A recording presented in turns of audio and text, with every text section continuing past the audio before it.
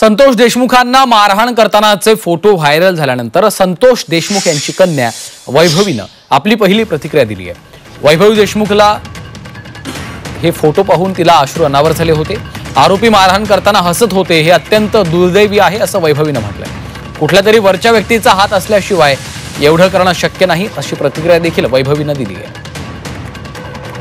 आज आम्ही तर पूर्ण हळहळ व्यक्त करतोय। आम्हाला म्हणजे निशब्द आहेत आम्ही, याबद्दल आम्ही काय बोलावं हे आम्हाला सुचत नाहीये। सगळीकडे दुःख आहे, सगळीकडे शुकशुकाट आहे।